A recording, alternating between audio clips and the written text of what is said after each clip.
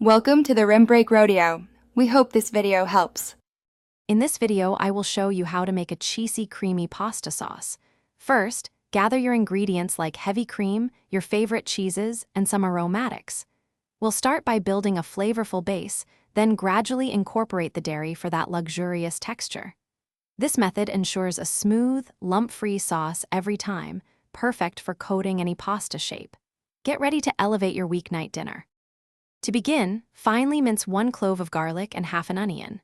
Sauté these in 2 tablespoons of olive oil until softened and fragrant, about 3 minutes.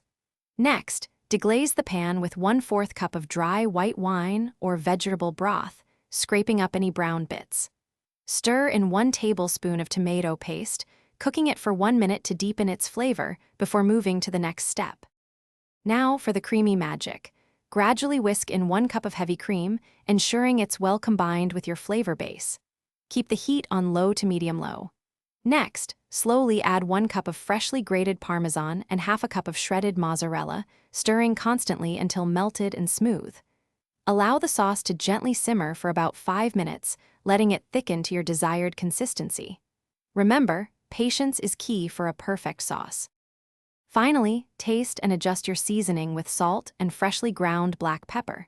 Stir in 1/4 cup of chopped fresh parsley or basil for a burst of freshness. Toss your perfectly cooked pasta directly into the sauce, ensuring every strand is coated in that delicious cheesy creaminess. Serve immediately and enjoy your homemade masterpiece.